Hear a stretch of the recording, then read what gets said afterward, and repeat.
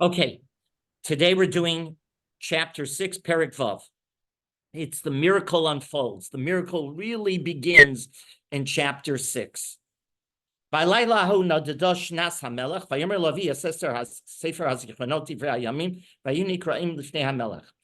night, sleep eluded the king. So he ordered the record book, the Chronicles, be brought to him and be read before the king. There it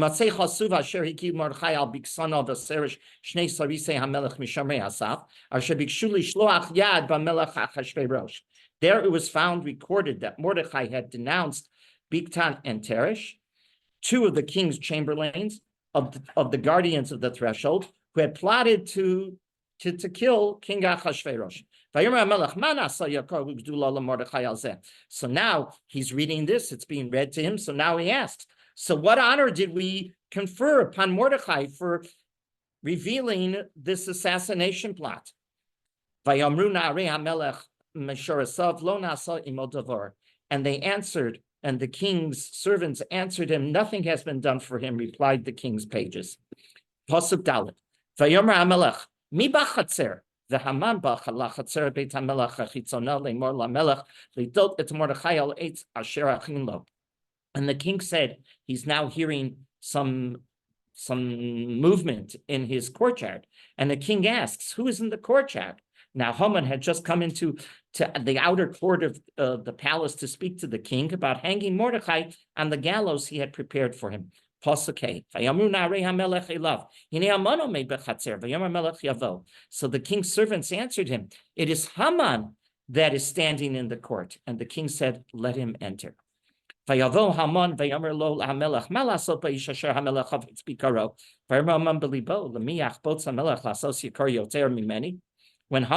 in, the king said unto him, he asked him, what should be done for the man to whom the king especially wants to honor?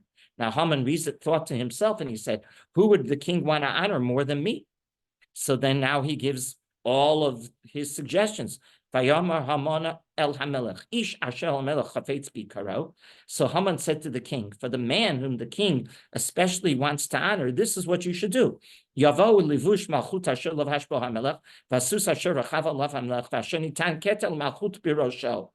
him bring a royal robe that the king has worn, and a horse that the king has ridden, and one with a royal crown on his head, and put the royal crown on his head as well. Pasuk Tes. V'nason ha'levush v'asus al yad ish misorei hamelech ha'partamim v'lebishu ha'ish asher hamelech hafetz bikaro v'kivu al asus b'rchov ha'ir v'karu lefanav kacha yaseh la'ish asher hamelech hafetz bikaro.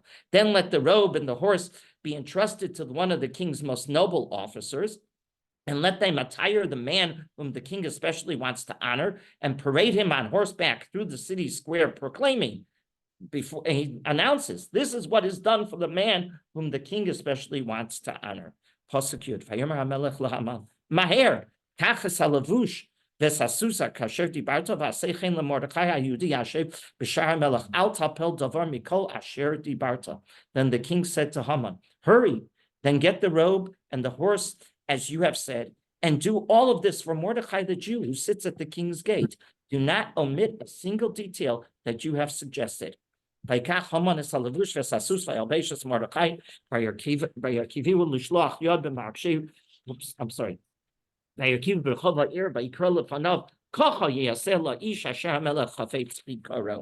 Prosecute Aleph, Prosecute 11. So Haman took the robe and the horse and attired Mordechai and led him through the city square, proclaiming before him, this is what is done for the man whom the king especially wants to honor.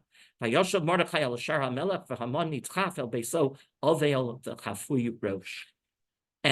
Mordechai returned after the parade, after it's all over. Mordechai returns to the king's gate, but Haman hurried home, despondent and with his head covered.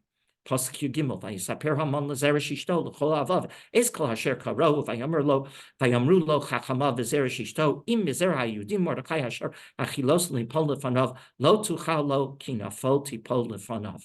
Haman told his wife Zeresh and all his friends everything that had happened to him and to his advisors and his wife Zeresh. And she said to him, if Mordechai, before whom you have begun to fall, is of Jewish descent, You will not prevail against him, but will undoubtedly fall before him. Such re-encouraging statements, right?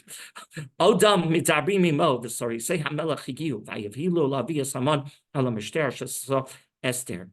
And when they were still talking with him, the king's chamberlains arrived, and they hurried him to bring Haman to the banquet which Esther had arranged. This is the 6th chapter. It's a very important chapter because it's the turning. It's the miracles unfolding. It's in here that we see the nace really beginning, the salvation beginning.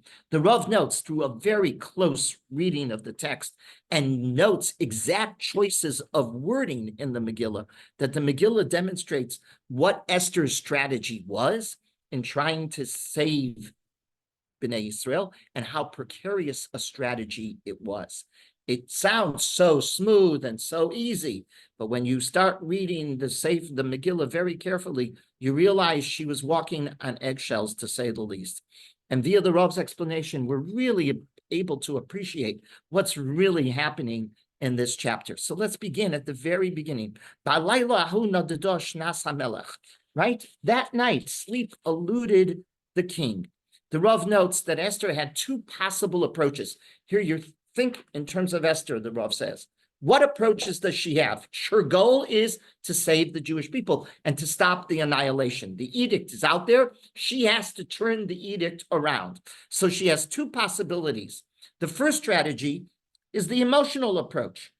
I'll cry and I'll beg to the king.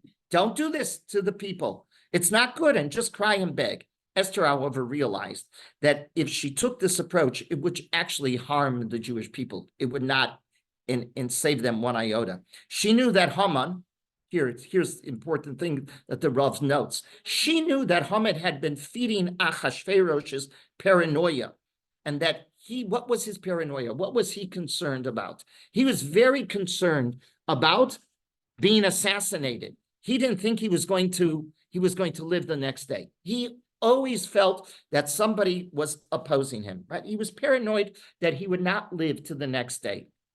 And he convinced him, Haman convinces Achashverosh that the greatest threat is whom? The Jews. The Jews are your greatest threat, right? Am mefuzar ben amim, am echad mefuzar ben amim. They're this different nation. They don't act like everyone else. You better watch out for those guys. So he convinced them to annihilate, to give the edict to annihilate. So she realizes Haman has fed him the paranoia. So therefore, if she comes in begging and crying and in an emotional state, that is not going to do what? Reduce the paranoia at all. What does she have to do? She realizes that the mortal assassins are what Achashverosh is worried about. And because of this, what does she have to do? What's her next strategy? To turn the tables on Haman. Haman has to become the target of Achashverosh's paranoia. And she realizes that will do it. Is that dangerous? It sure is. She has to change everything. The strategy, to say the least, was fraught with tremendous risks. Number one, it can boomerang right into her face. It could destroy her, right? Because of this fear, what does Esther do? Pay close attention to what's happening timeline in this chapter.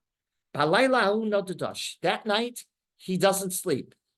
Then she invites them to a second party. Does she right away do anything? No, she pauses for 24 hours. She doesn't react for 24 hours. Remember, they had this party at the end of Perek Hay, right? And she invites them to another party 24 hours later.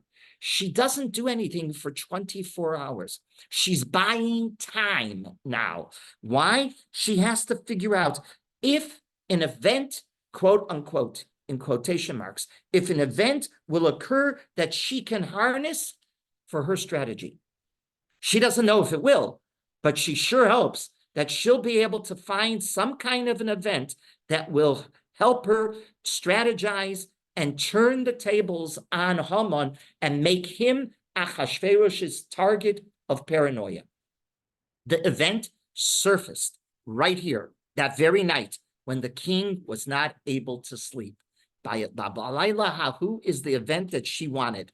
This lack of sleep caused his paranoia to only be increased, doesn't it? That's what happens when one doesn't sleep well. What happens when you're not well rested? Paranoia is certainly one of the results of a lack of sleep. That lack of sleep caused his paranoia to trust no one even further. It just added to his paranoia. And the paranoia increases by the fact that Esther now, what's going on in his mind? What happened at the end of last chapter? A party, but who was invited? Mom. Oh, so why is that so? Why does that add to his paranoia? Because 3 is a crowd. He wants to be left alone with Esther. Why in the world is she inviting Haman? If you're Achashverosh, what's going on in your head? And you have a paranoia situation. What is bothering you? He says, why is Haman being invited? He wanted to be alone with Esther. Oh, she's feeding it beautifully. And the event is Balaylahu, he doesn't have a good night's sleep. Suddenly, Haman becomes the source of the king's suspicion. What is amusing to the reader as you read this is the fact that Haman is totally clueless. He has no idea as you read these words here, and it's funny to the reader, Haman, everything's turning on you. The Nahafochu is happening here. Everything is turning upside down, right? And he has no self-awareness, and he's being tested. Who's testing him? The king. And the king is testing him. Now you're going to see it in the chapter. He's testing him to see if he's loyal.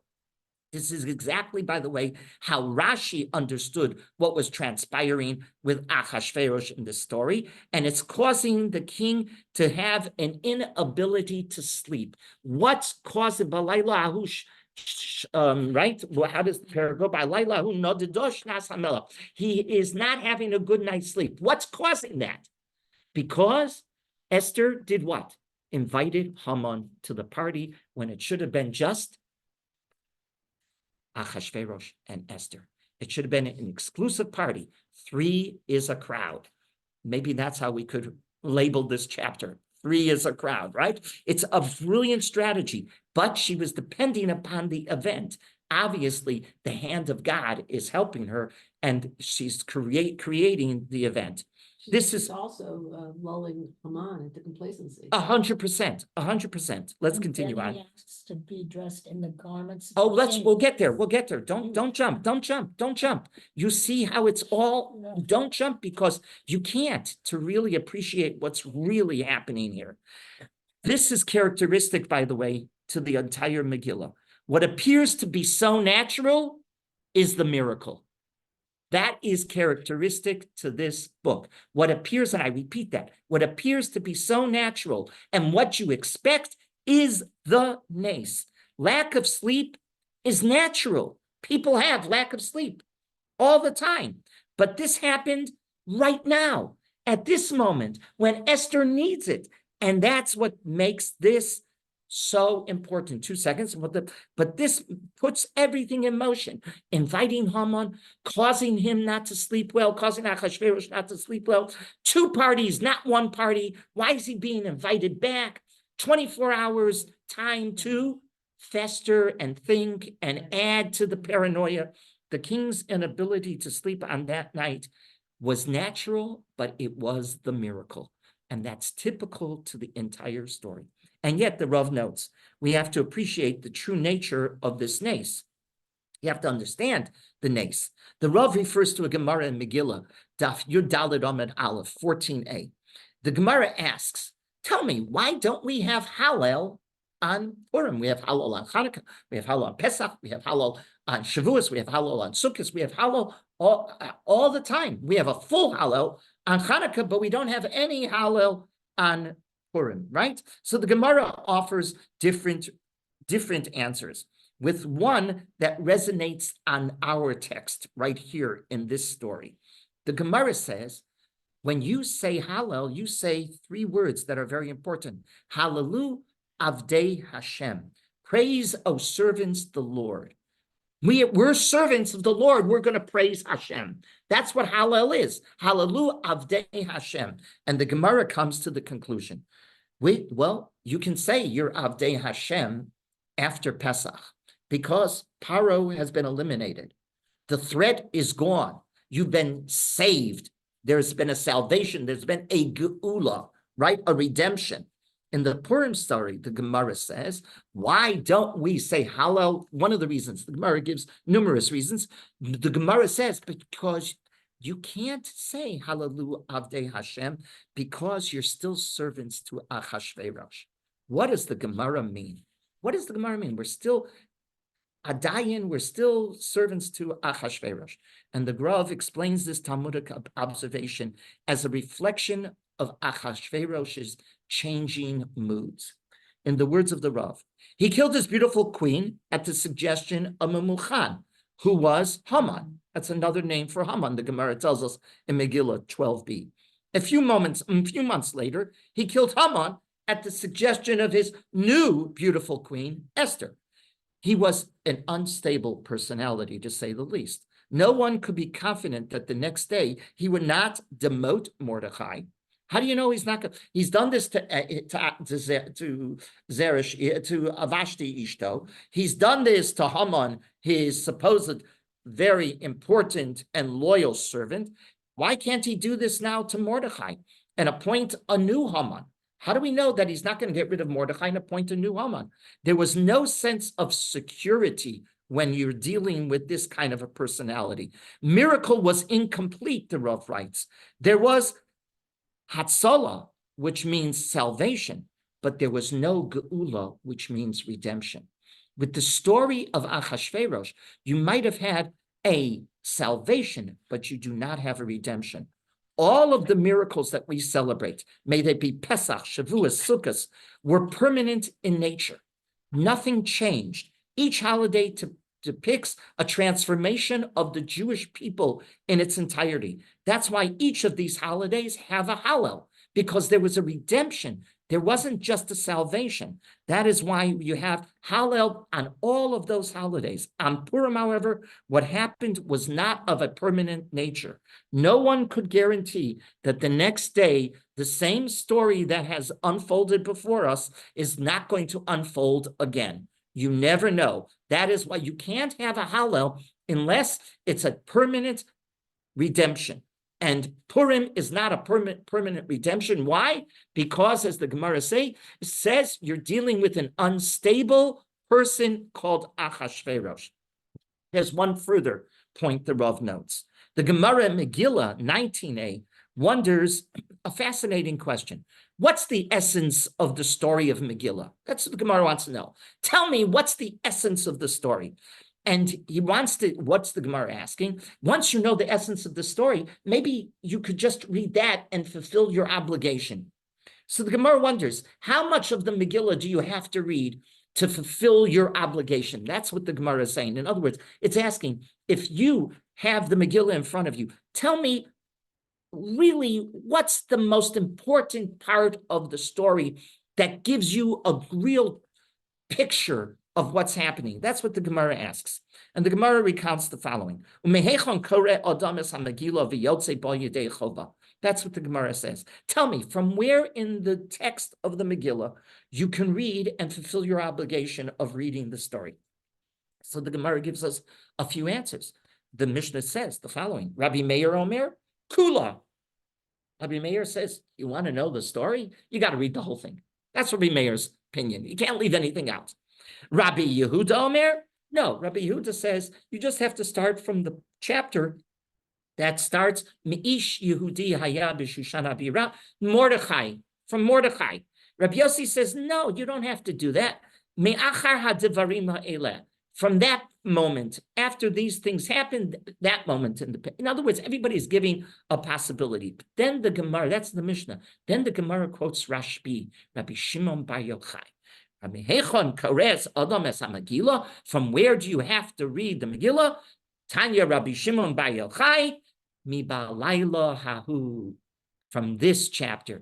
If you read from chapter 6 and on, Rashbi says, you got the whole story. The Rav explains, what's the opinion of Rashbi? What's he telling me? If the Megillah is just to celebrate the victory of the salvation of the Jews, right? Because there's no redemption, there's salvation, then the position of Rashbi makes a great deal of sense. If that's the whole purpose of the Megillah, is just to celebrate that we were saved, right? Makes a lot of sense. Do it from here. Because on that night, Achashverosh, that he was not able to sleep, was a fortune to the Jews that turned their fortune into a positive, not a negative. If, however, the Megillah is supposed to reflect Hallel, if it's supposed to reflect a Hallel, because one of the answers that the Gemara says, why don't we have Hallel on Purim? So the Gemara says, you do. It's called Megillah. If Megillah is supposed to be a replacement of Hallel, it'll be redundant to have Hallel. You have Hallel, it's called the Megillah. So the Rav says, if it's supposed to replace Hallel, well, then this is not a good place to begin. Why is this? If your whole focus is to tell me where does the miracle really begin to unfold, it's right here. Rashbi is right. It's right here. But if it's supposed to be a replacement, Megillah is supposed to be a replacement of Hallel, it fails. Why? Because you've never paid attention closely to Hallel, the Rav notes, to argue that. Hallel is not a song of just positive perspective. Hallel has a totally different feeling. It's not just a prayer about victory. It's a prayer of despair. If you start reading, right? From the depths we call out to you. We talk about death in Hallel. We talk about how we need to be saved. If you're talking about only victory, the Rashbi is correct. But Hallel is a prayer that despair should not rule. That's what Hallel is. We have despair, but it should not rule. And that we should be able to overcome adversity.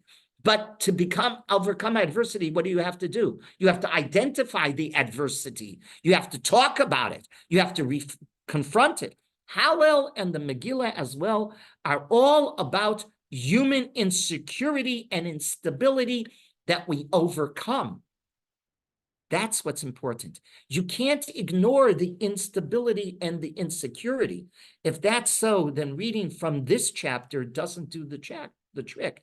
Reading from this chapter doesn't give you the sense of instability, right? So the Rav points out this important fact that this chapter is the miracle beginning.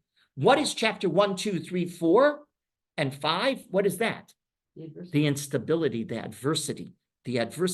And if Megillah is to be a replacement of Hallel, I would argue Rabbi Meir is right. You got to read the whole book. You can't just start from any place, one place. Rashbi said, well, if I want to get the essence, I want to get the miracle, right? The miracle is only part of the story. What's the other part of the story? The adversity that we confronted. Okay, one more point we should note before we go on to the next thought, and that is one point more about this pasuk.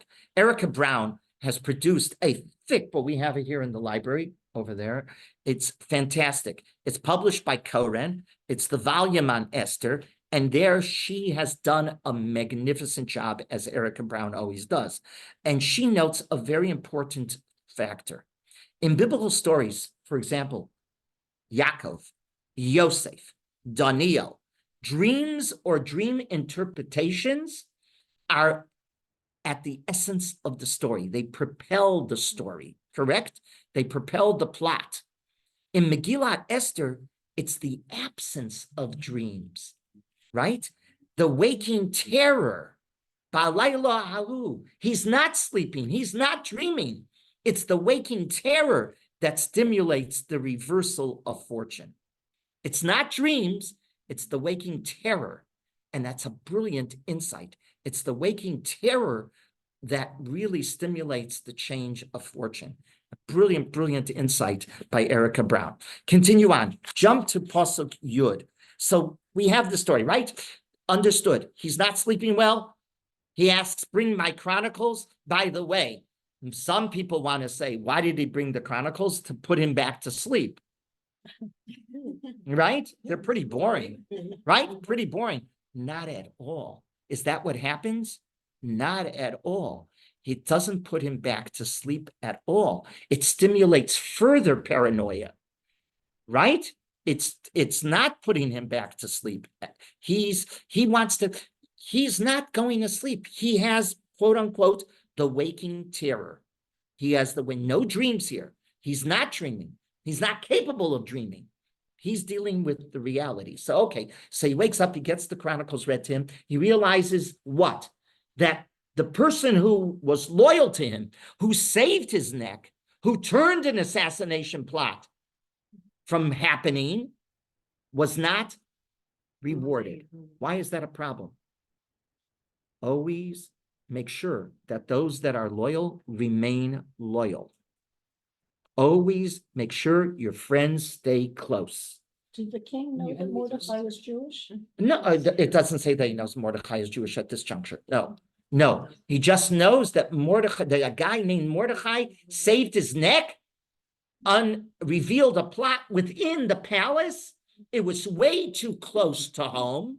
These were guards that were guarding him, right? These are people that are guarding him, and Mordecai, revealed it and saved his neck. Now he's reading the chronicles, and what happens? He realizes loyalty hasn't been rewarded, meaning the one who's loyal hasn't been kept in the group. He hasn't been. The friends keep close to you, and that's not what's happening. And that makes him very, very suspicious, right? So he wakes up, he's having all of this done, and then what does he hear? Who's in the courtyard? I didn't summon anybody in the courtyard. And who does he hear? Haman's there. And this whole story unfolds that Haman is said, okay, how do I reward? And he, well, must be rewarding me. And he then says everything. Okay, take a look. Pasuk Yud. He says, Pasuk Yud is now the Melech Achashverosh instructing Haman to do what? To honor and to reward Mordecai. Vayomer HaMelech leHaman. And the king says to Haman, what's the next word? Maher. And then pause. Maher. Hurry. And then he takes a pause, if you will. Kach es halavush ves hasus. This maher is a very important word. It's, if you can imagine, in the moment that Haman is hearing this, maher, hurry, what does he think goes through his mind at that second when he says, the king says, maher, hurry up? What does he think? Boy, the king is on my side. The king wants me to be honored, right? This one word is filled with passion that the reader cannot afford to miss. Maher. The word indicates how everything is changing in the story on the drop of a dime, right? Nothing is stagnant in the Megillah. And that's why it's so nothing. And that's what makes it so intriguing to the reader, because the pace of this book is so fantastic. It is a page turner when you read it, 100%, because everything's moving at a quick pace. The whole story changes. The entire direction of the story is here. Maher, hurry up. But there's something also in the word maher being alluded to. It reflects the king's, with the Rav notes, the king's irritation, the king's anger. In this one word, it matters how you translate, you're the producer of this text. Here's your right. Here's the text for the play, right? Now produce it. You're the producer. How do you interpret maher? Well, you can do it two ways. Maher, like I just said, that Haman thinks it's going to be him, or maher. It matters how you put the tone in the voice of the king on stage. Maher, he can be very irritated. Maher, hurry up. It projects his viciousness and malice against Haman. right? The reader should not miss these possibilities. There are two possibilities here. Maher should not miss that the fact that Achashverosh, the Rav notes, is enjoying Haman's humiliation at this moment. Haman is being humiliated and Achashverosh is enjoying it.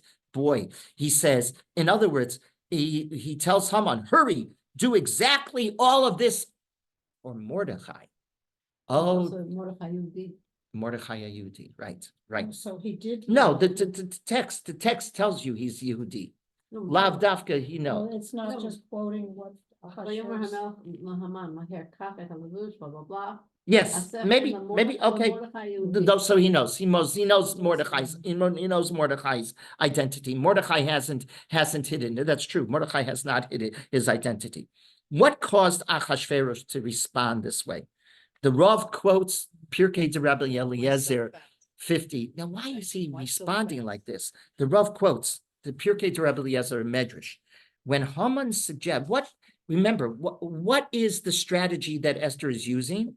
I got to turn the tables on Haman. The paranoia has to go from the Jews. They're the target. They're the target of his paranoia because Haman was able to convince him the ones who are going to, who the one who are going to assassinate you? It's going to be from the Jews. So you better wipe out the Jews. Now, what's her strategy? I'm going to turn it, and he's going to become the target of his paranoia. How does he do that? And so the Pirkei de Rabbi Eliezer says, Haman did himself in. Well, how did he do himself in? Because when he was asked, tell me, how would you honor the person who hasn't been given an honor, but yet is really loyal to the king? What did he say? Dress him in royal garments and put the crown on his head. This pushed him over the edge. Pirkei de Rabbi Eliezer says, you want to take my crown? If we appreciate the fact that Achashverosh was extremely paranoid and worried that he would be killed at any moment, the idea of taking the crown, oh my God, someone else's head over me, that pushes him over the edge. The Megillah notes that this is what bothered Achashverosh. Pay very close attention. Take a look. Pasuk. Okay, so where does he suggest it? He suggests Vayavo Haman Vayomer Lo Melech Malasos Bayish. So he says what? Vayomer Haman El Melech Ish Asher Chavetz Bikaro. Take a look in Pasuk Zion. Yaviu Levush Malchut Asher Lavash Bo HaMelech V'Sus Asher Rechavel HaMelech V'Asher Nitan Keser Malchut Birosho. So in verse 8, he says you're going to put the crown on his head. Correct? So he suggests that. What about in 6 and 9? What happens in Pasuk Tes?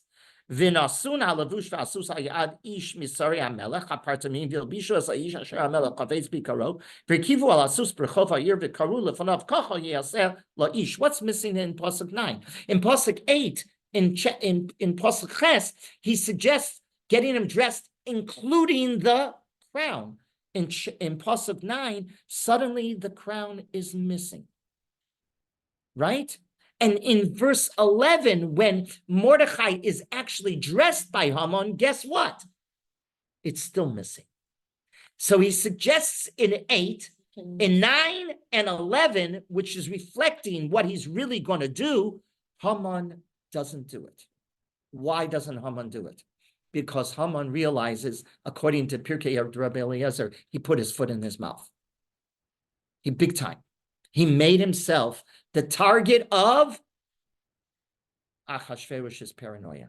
He just fed it nice, and he added nice fertilizer to the paranoia.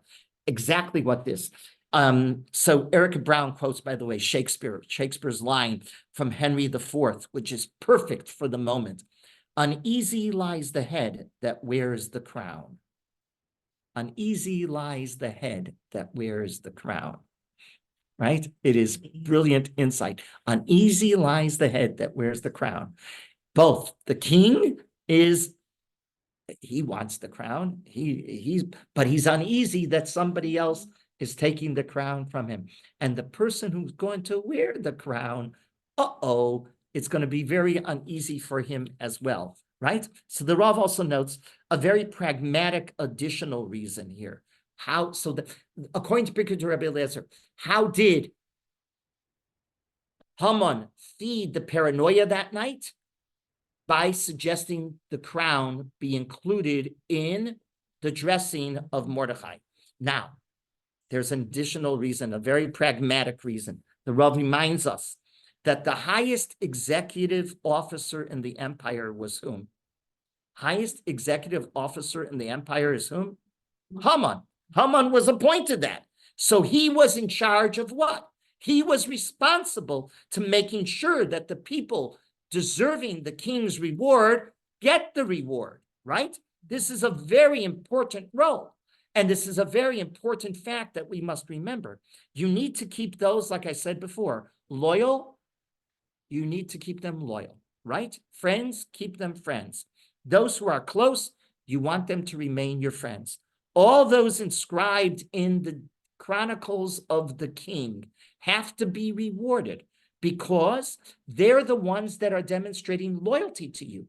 You have to make sure they are rewarded so they remain loyal. This is a basic need of stability of the kingdom. The king needs this. And who did he depend upon? Haman to do it. And who failed him? Haman, right? Haman is now being held responsible for being derelict at the most important job he had. The fact that he didn't reward a person who needed to be rewarded and who did what for Achashverosh? Saved his neck, right? He's worried he's going to be assassinated. And one man saves my neck from inside the kingdom. He was too close to be for comfort that I was almost killed, right? And you didn't reward him. Cast a shadow of doubt on Haman's integrity, doesn't it? Big time. On the sincere, is he really sincerely committed to me? So he worries about that, doesn't he? Doesn't Achashverosh? The real truth, however, the Rav notes, is the word maher reminds us of the psychological fact. So the maher is, as the Rav is pointing out, maher, hurry up. Hurry up indicates he's irritated with Haman because Haman didn't do what? His basic job. He didn't do what he was supposed to do and only adds to the paranoia. But the real truth, the Rav notes, is that the word maher reminds us of a very psychological fact that we can't afford to forget. And I quote the Rav, there is no need for solid argument in order to change the mind of a paranoid person. Again, there is no need for a solid argument, and solid arguments will never change a paranoid's mind. He reverses his relationship to people at the slightest provocation. If you're paranoid, you can change like that. Esther easily convinced the king that Haman was a traitor. Maher indicates that moment that changed like that. And a revolutionary, he is the traitor, and he's a revolutionary who's plotting against the king.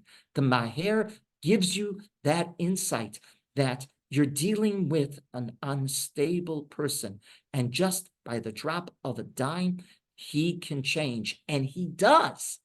He turns on Haman, and now he's holding him responsible for being derelict in the most important job he had. Make sure that those who are loyal to me remain loyal. Now, continue on to Pasuk Yud Beis. Something fascinating happens. Okay, the parade is over. Haman has marched Mordechai into the square and dressed all in royal garments. And the parade is now over. Let's take a look at what happens post-parade. Let me just ask, how much before of this did the chambermen plot to kill Ahasuerus? That was at the very beginning of the story. So it was It was a time. It was some time. it could be a year. It could be. We're not told. We're not told. But you are given the sense that there was enough time for Haman to have taken care of the job of making sure that he was rewarded. What you're asking is fantastic because it only adds to Achashverosh's paranoia. when did they happen? He's asking this also. You must probably that conversation happened. Tell me, when did Mordecai reveal this plot against me? Oh, it was a while back. And all this time he wasn't rewarded? The one who was most loyal to me wasn't rewarded? Why wasn't he rewarded? And if you're paranoid, what are you thinking in your mind? He wasn't rewarded because somebody else is out to get me, right? This hasn't, the one who's loyal is not rewarded. Well, that means that somebody else is out to get me. If you're thinking in a paranoid But it's a fashion, total miracle that it was Halila Hazoo, right? that he had the dream. That was 100%. She remembered. Because this happened Remember what we years before. remember. Remember how we began this chapter. Yeah, Remember, Esther pauses yeah. between one party and the next. She gets her, so she buys time. Not a long time, 24 hours. But miracles happen, keheref ayin, Yeah. right? They happen in nature The all the doctor time. that night. But you also planted the seed that, She's- that something's going on, maybe he. How did she plant it? By inviting him on. to the party. Exactly. But was that dangerous? Boy, it was dangerous. Could boomerang it. And it her happened when face- in Mama her face. fell on her bed. Well, that's you're Yeah. jumping. Yeah, You're jumping. That's and also that that didn't help his case. a lot of things don't help this case. She said kasher vanity, a vanity. Yes, This that is was a special for her, which she accepted whatever. will well when do. she said I'm willing to put my neck on the line for the Jewish people. Yes, that was a turning point, 100%. But that's the adversity, right? That's a moment of tremendous adversity. Okay, I just want to finish up and show you something fascinating. How does Mordecai go? Now, how does Mordecai relate to the fact he was just paraded in the street? He was held up. Wow, kocho, yes, this is right. And you have to read it like that. The trop is kocho. That's exactly how it sounds. If you're playing out this role, see, he's hearing Haman scream out. This is the loyal servant of the king, and this is what we do for the loyal servant of the king. Now, pasuk yud beis. I was like, it all happens, and now after what's post parade? How does Mordecai act? How does Haman act? And the contrast cannot be ignored. It is crucial. Now let's read pasuk yud beis 12. Vayoshav Mordechai el shar hamelech. What does those words mean? And Mordecai returned. Just translate for me. I think it's saying more than that. Vayoshav Mordechai. And Mordecai returned to being Mordecai. Mordecai is not changed one iota by his experience of being paraded in the city by Haman. It has no impact whatsoever on his persona. He remains Mordecai. Vayoshav Mordecai el shar hamelech. And how was he dressed before this all started? In sackcloth. And what does he do? He returns to his sackcloth. He knows now sackcloth is his job. Would you do that after you went to the White House and you were invited personally by the president as his personal guest? Are you coming back and going back to sackcloth? But that's what he did. Vayoshav Mordechai el shar hamelech. Then the next part of the pasuk gives you the contrast. The Haman, and Haman doesn't return to Haman. Nidchaf el beito avel v'chafui rosh. Haman hurries. Nidchaf el beito. Mordecai goes at easy pace back to where he is. Nothing has happened to him. He doesn't allow it to have any impact. But the Haman nidchaf el beito. Haman is totally destabilized. He's running. He doesn't know where to go. Like an avel v'chafui rosh, and he covers his head. He covers out of embarrassment. The chafui rosh. That those are midrashim. You're bringing midrashim and gaval. They're all wonderful, but they are. That's not the chafui. You don't lose the focus on the text itself. The chafui rosh is he's embarrassed. What just happened? Yeah. Everything turned on upside down. He should have been on the horse, and it should have been Mordecai leading him. and saying, Kocha, I'm the most loyal. And now it's just the opposite, right? Wondering why the Megillah had to tell us after Haman led Mordechai through the capital that Mordechai, and he was dressed in royalty, that Mordechai returns, Vayoshav, he returns to the gate. So the Gemara in Megillah Tezayin suggests that it alludes to the idea that Mordechai returned to who he was right before this all started. And that's, like we pointed out, he's willing to dress in sackcloth. Nothing changes Mordechai. And the contrast, Haman. Mordechai returns where he was. Haman, the picture is projected of a person who's flabbergasted, confused, and doesn't know where to go. And the one thing is the funniest point in this whole story, I think, is how Zeresh responds. Pasuk Yud Gimel. And now he repeats everything that happened. What do you think he's telling them? He's telling them, I came to the Chotzer, I heard the king asks me, how should his most loyal servant, I think it's me, I tell him what I tell him.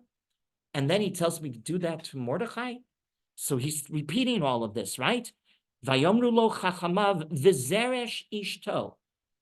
The one thing you think about those who love you and those who are friends to you are, what are they supposed to do? What? Loyalty. No. They're supposed to Boost you. boost you. They're supposed to boost you. It's the funniest pasuk in the entire Megillah. His own wife. Who gave him the idea. to Right, build exactly. The one who gave him the idea to build the gallows for Mordechai is the one who pulls the chair from under him, right? She's the one. What does she say in this pasuk? You got to crack up. Mordechai. By the way, if he's really Jewish, you got a big problem. So did she? Lo tu chalch. What does she say? You're finished. Yeah. Lo tu chal. You're finished. You're done with. You have no future. She It's didn't know over. he It's was finished. Jewish, because she's I don't know. asking if I don't know. it Right? Like kind of alludes that Right, really she okay. wasn't sure. Okay, so what we also suggest that describing Mordechai as returning to exactly who he was, and that is important. Why? Why is that important now? Why do you think Vayoshav Mordechai al Shar HaMelech is so important in this story from everything that we've said? Because who does it stabilize the most? How? You're understanding right. It's Achashverosh. Who Achashverosh is breathing is the one who I thought was loyal is really loyal. The one who Mr. Haman had suggested is his biggest enemy is not my biggest enemy. That's correct. He found he has a loyal friend. He found he has a loyal friend. Then after that, Achashverosh can rest, right? Achashverosh can take a nap. The king now sees the true greatness of Mordechai. He has no interest. He realizes no interest. Mordechai is not interested in the Keter Malchut. It doesn't, not only, he would never have suggested it, right? Mordechai demonstrates he's no, capital N-O, no threat to the king that Haman had painted, and Haman painted the biggest lie, and Achashverosh is now coming to terms with it. It was a lie. Mordechai and his people are not my enemy. Slowly but surely, the seeds are being planted, and Esther's strategy is working beautifully. Of course, Esther's strategy is working beautifully because Hashem is on her side. Clearly, that's the clear part of the story. We understand that. But remember, underlining this whole story of Esther, Megillat Esther is the natural is the miracle.